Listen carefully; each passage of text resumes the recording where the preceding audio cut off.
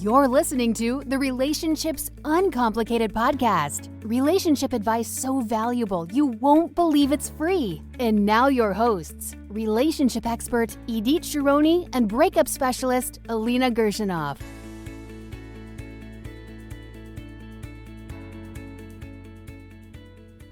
Hi there, welcome to episode 1. I'm Idit Shironi and I'm here with my co-host Alina Gershonov. Hi everyone, we have a great show planned for you today. As you know, Idit's a relationship expert and today we'll hear more from her point of view. Today's topic is your relationship worth saving? We basically split up the episode for easy listening into 3 parts. The first is the symptoms and potential scenarios that you're currently experiencing in your relationship. The second is Idit's going to share the key components that she looks for in relationships. And the third is we're going to reveal the signs that tell you your relationship is worth saving. Yeah, so let's go into it, right? Okay, so what are the symptoms that couples experience that kind of make them start doubting their relationship? Is it worth saving? Are we ever going to be able to save it?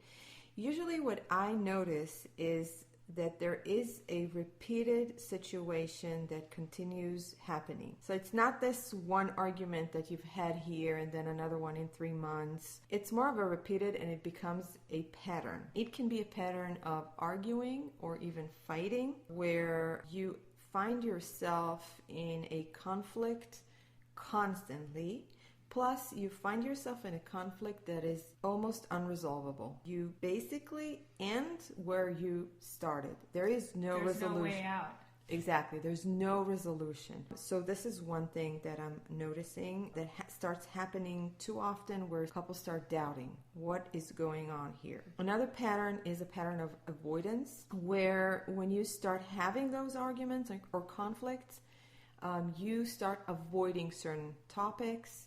You start being very careful in what you say and how you say, and a lot of people call it walking on eggshells. Oh yes, we hear that a lot. Right? Or this pattern of you start fighting or you start the argument and then one of you start stonewalling, basically not being there for the rest of the argument and not coming back to it. Physically present, excuse me, they're physically present, but mentally they have just checked out. Exactly. Like totally not present. Right, and they usually will tell you, I'm not talking about it, or you can talk to the wall, or whatever it is. This is one thing. Another thing is loss of what you used to have before, loss of desire, loss of passion, and sometimes even loss of love and appreciation to the other partner. This is what I usually notice that kind of pushes people into thinking or doubting their relationship. That makes sense. If someone's constantly having the same argument, or if someone is constantly being ignored by their partner, or if they're doubting that the love is even there, then it totally makes sense to me that the thought of, is this thing even worth it at this point? You know, this type of thinking comes up. Right, so that totally makes sense. Right.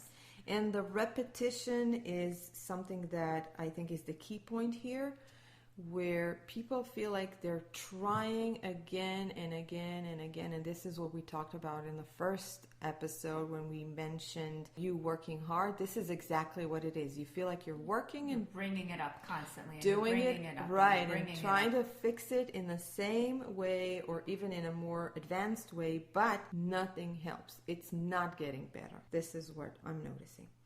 Now, I would like to tell you a little bit about what I look into when couples actually make it to my office. And I think this will help clarify, the topic that we're talking about, is this relationship worth saving?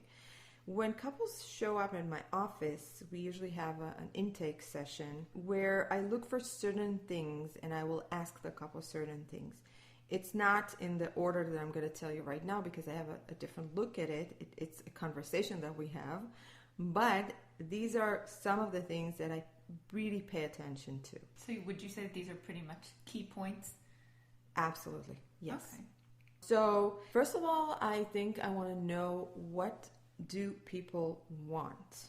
And sometimes, well, the fact that you're in my office says something about what you want, but sometimes People will say that they want to save the relationship, but then when we continue to talk, I might notice that one of them wants it more than the other, one of them is more checked out, or sometimes I will see a real commitment. So I really want to know what you want. It's so important. It's a key ingredient in this whole thing. And when you say you're speaking about both of the people that are in your office. That's right. Really important, I think, Absolutely. to mention. Then I look into the history of the relationship. How did you meet? Why did you like the other person? What did you like about the other person? Did you like the other person? All of those things. How was your relationship up until now? What happened? Periods in your relationship. Did you have any special events going on? And we know that specific events definitely influence what happens in a relationship. Oh yeah, these are what we call life transitions. Exactly. So right. There are different types of life transitions, and they can cause a different reaction in your relationship depending on how you handle them as a couple, right? Absolutely. Or as an individual. So it can be a loss of a loved one. It can be a first child or a childbirth. It can be financial stress. And it can be infidelity, and so on and so forth. These can absolutely be traumatic to a relationship, and how you handle them as an individual and as a couple will absolutely influence your relationship. For sure. Yeah.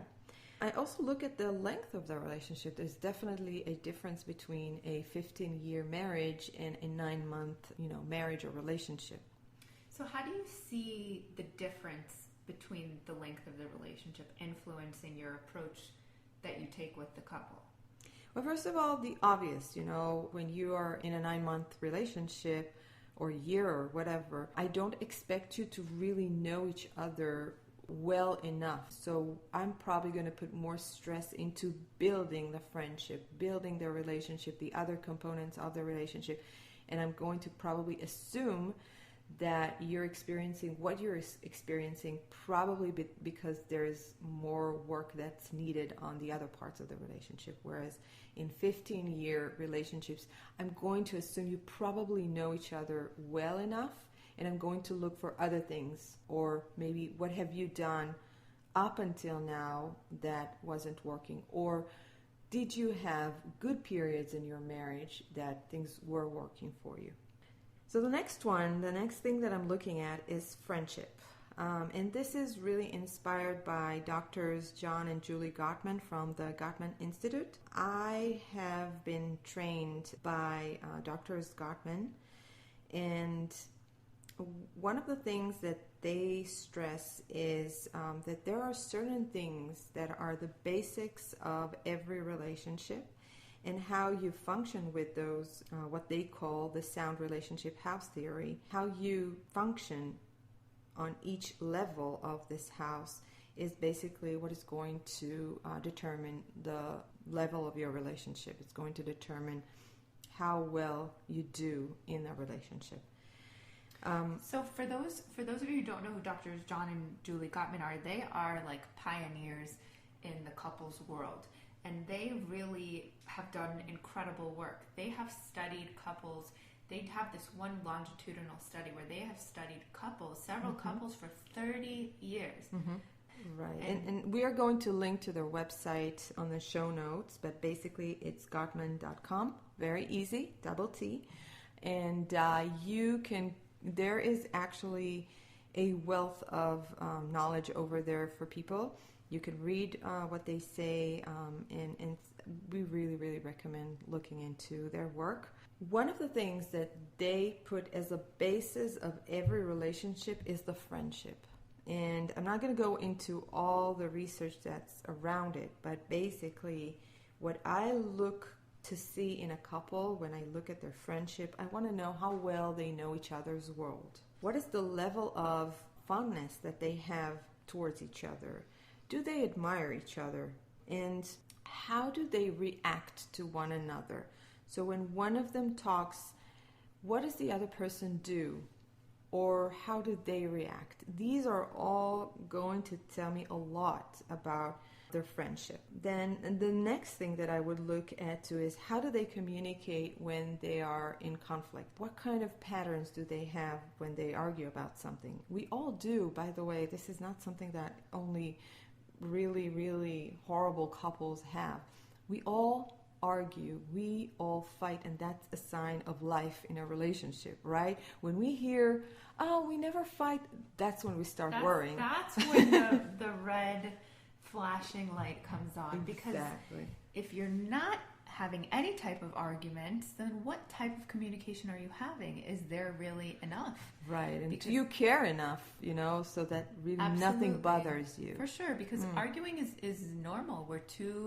In a relationship, you have two people who are coming from two different backgrounds, two different, understandings of communication, two different experiences up until the relationship coming together, and all of that contributes to normal disagreement. Mm-hmm. So absolutely. Totally so normal. we want to look at not only do you argue, but how do you do that? What happens throughout the argument? And there's a lot of information that I get when you do that right in front of me.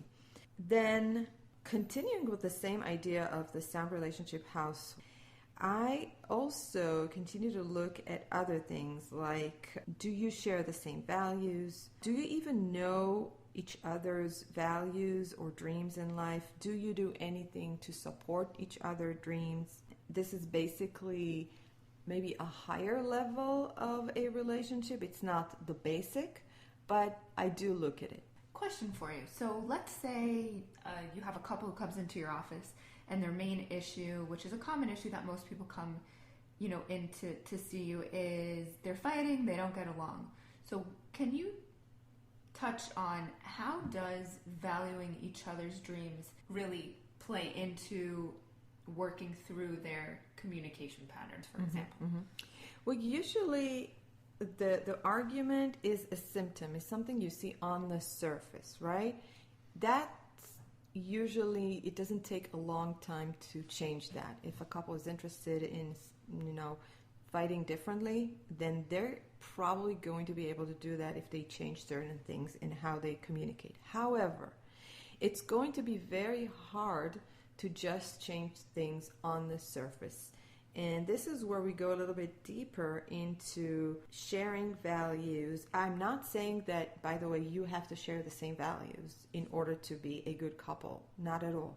But are you able to understand the other person's values? What about respect? Right, that was my next. Sorry. Yes, you got it. Respect is a huge one.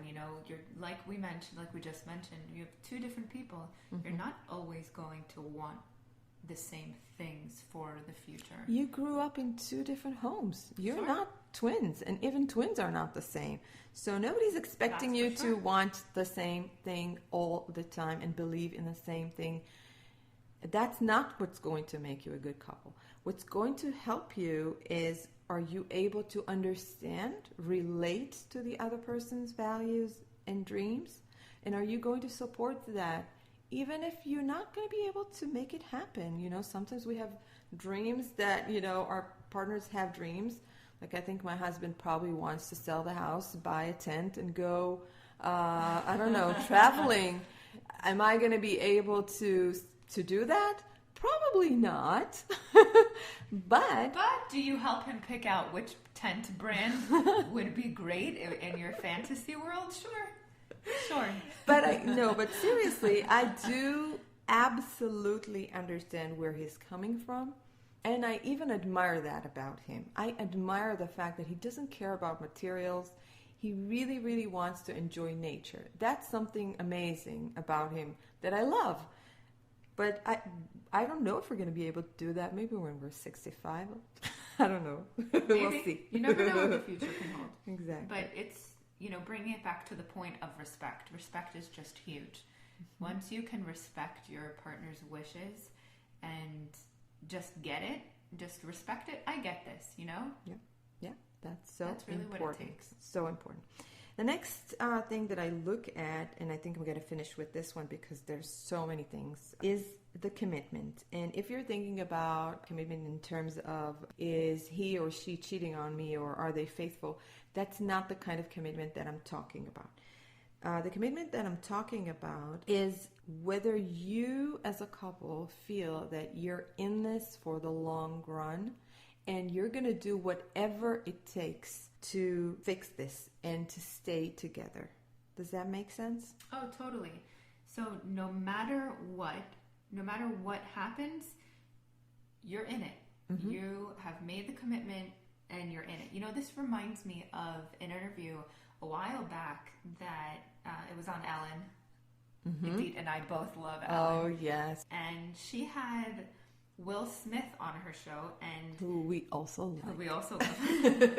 And they were, I think this is around the time that Ellen was going to get married, so she was asking some of her guests, you know, like, what does it take? You know, we're in Hollywood, lots of people get divorced. It's a common thing that comes up with lots of couples in Hollywood. Yes. And I remember so clearly what Will Smith said about his marriage, and it was like, yes, he gets it. Yes. And granted, this doesn't always work in relationships where there's abuse or there's unhealthy patterns going on. So this may not apply to that type of relationship. We just want to preface this. Mm-hmm. But what he said was, and verbatim, divorce is not an option. So that door of divorce being a potential outlet is closed. It's locked. It has like 10 locks on it. Not happening. Not going to happen. Mm-hmm. And he also mentioned something about having many options, right? Yeah, there are options. Those are the options, especially in this day and age, right? Mm-hmm. Many people have gotten divorced. It's not strange to get divorced. Right? It's not how it very used to be. mainstream. It used to be very taboo back, many years ago. But it's not now, and it's pretty common. If you take a look at your group of friends or take a group at your coworkers, how many people do you know that have gotten a divorce? So it's probably the numbers are pretty high. Right. And I guess I am very much with Will Smith. You know, I totally get what he is saying. And I think we are taking marriage today a little bit lightly or too lightly to my understanding. And I would hope that, I understand certain couples have to get a divorce because the relationship is really, honestly, not working. It's toxic. It's bad for both. It's bad for the kids. And I'm not going to ever push anything that does not make sense whatsoever. But I don't think that that's 50% of all marriages, which is the percentage of divorce, right? Even higher, right? So I think that we're a little bit, we push the trigger too fast sometimes. And I would hope that more people will think like Will Smith. You know, I committed to this and I'm gonna figure this out. And it's figure-outable. I like that word. It's not my word, but I heard it somewhere. Forget about it. Yeah. Right. This is what I'm looking for to see. And sometimes I'll have couples that will say it up front. You know, we're here, we're having major issues, but we are here for the long run. Divorce is not an option.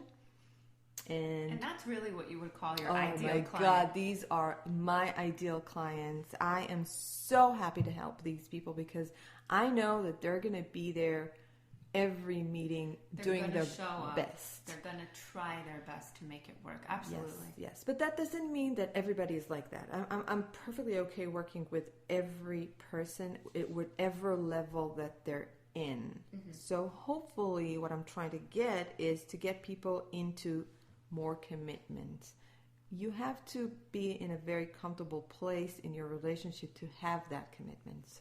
But I don't want to get too much into it. We're going to have a lot more episodes talking about all of this, right? Oh, yeah. All right. So this is the part that you guys are waiting for because I'm going to reveal signs to look for in your own relationship. So this is for you, person who is having difficulties in the relationship. not sure if this relationship is worth saving or has what it takes. And I want to offer you some signs that you can look at. Now, the way to approach those signs is basically you can have a little scale, 1 to 10, where you can put a number to each sign. And you can do one scale for you, and then your partner can do another scale, or you can do one scale for both of you. So here are the signs. Number 1, you want this relationship to work. And when I say you, I'm talking about both of you. So to what level do you really care for this relationship to improve and for things to get better? It may be because there are other people depending on this relationship, like children, or because it is really, really important for you because you really love the person that is with you and you want to make things better. And it's not one or the other, and one is not more important than the other. But I would definitely pay attention to, what is going to be the result of you not figuring this out and you having to divorce or split up. How is that going to influence others, if it's going to influence others? So a lot of people, they will work harder because there are children involved. I don't want you to stay in a relationship just because there are children, but I want you to absolutely take another look, or another 2 or 3 or 4 looks before you make any decision if there are children involved. Absolutely. Does that make sense? Oh yeah, it makes complete sense. So you're not saying, all right, if you've got kids, that's got to be your sole reason for making this thing work. Mm-hmm. Not necessarily. However, if you are in this type of limbo situation and you do have children, then that's definitely an important aspect of this decision-making process, is to take them into consideration and see how not only this is affecting your relationship, but how this is really affecting your children. Right. Another way of looking at it is, how desperate are you for this relationship to work? Right, so going back to that scale, so 0 is like, 0. 0 is 0. Yes, like I don't care at all if it works or if it doesn't work. I'm going to be fine. Goodbye. And 10 is, I'm really desperate for this to work. It has to work. No other choice. Right. This is working. We want you to be closer to 10, but it's not up to us. Couldn't have said it better myself. Okay, so sign number 2. It used to be great between the two of you. And when I say it used to be great between the two of you, a few things. Well, you had a period that things were good, great, wonderful. And that tells me that you have the ability to be happy together. But that also tells me that something happened to that. And I want to know, or for you guys to know, that if you had that period where you were good together, then there's a big chance that you can do it again. You can hold on to those moments and learn from them and basically just restart them, right? Yes, that makes a lot of sense. A lot of times when we're working with someone, we focus on, or the person in front of us, our client, focuses on all the bad things, all the fights, all the arguments, all the negative stuff that's happened. And very rarely do we have the conversation of, or very rarely does the topic of when things were great, does that topic really come up? So right. And we want you to know that you can really recreate success. If you've had success in the past, then you'll be able to recreate it.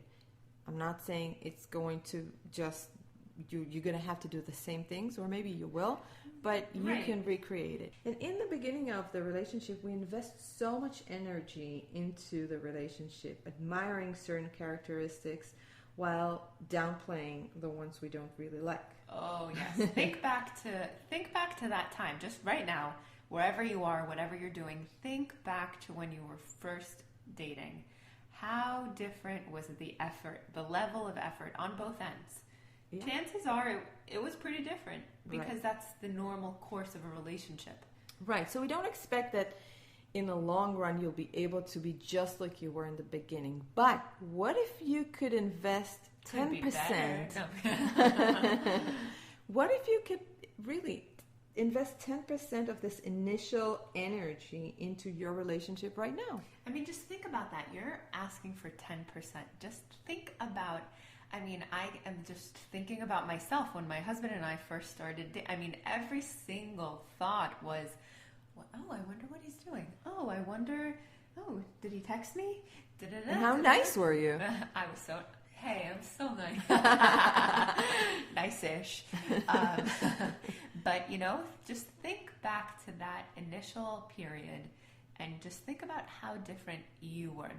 I would encourage you to think about how different your partner was. Think about you and notice that, because we also want this to, you know, we want to bring to your attention your individuality in this relationship. Right. That's going to be the next point. But just to sum this sign up, just look at the level of, you know, how great was it before and how much you believe you can recreate it.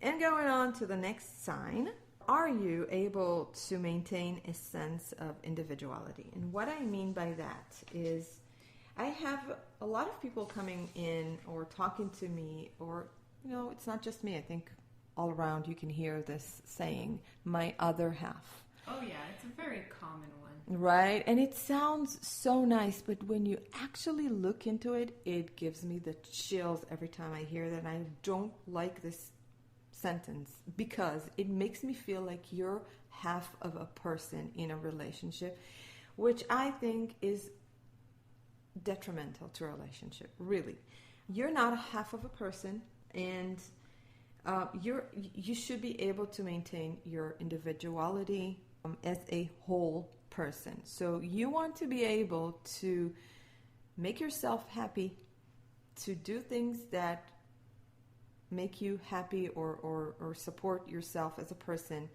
And you don't want to be half of a person. You don't want your partner to be responsible for making you happy.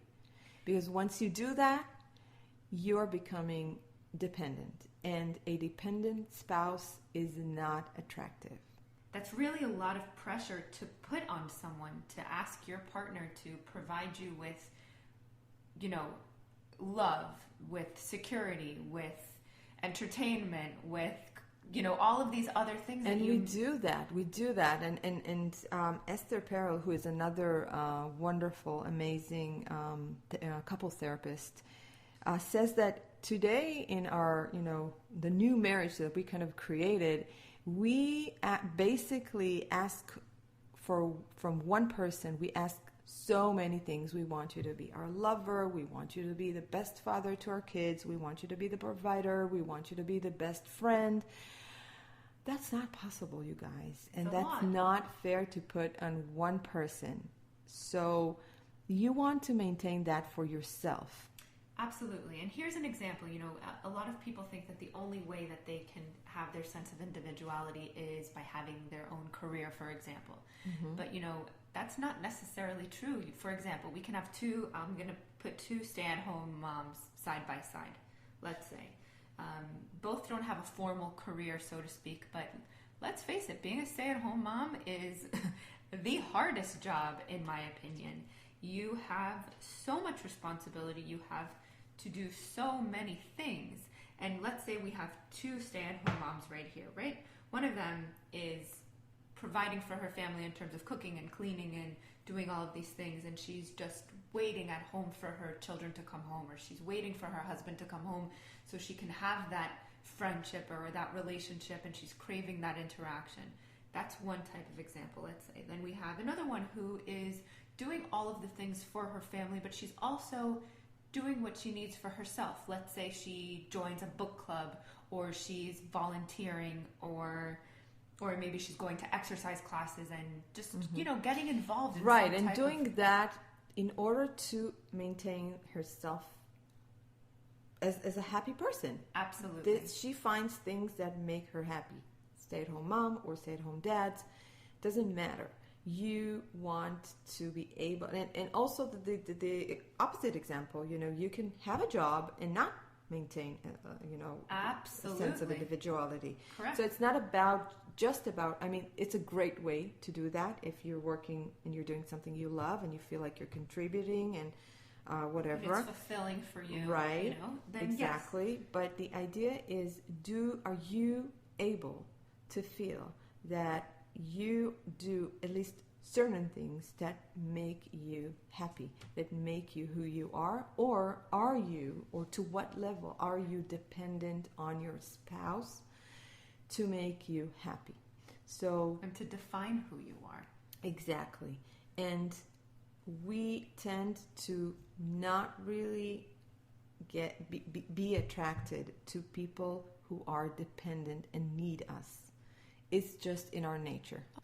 Okay, so going on to the last sign I'm going to share with you today, which is the level that you are ready for change.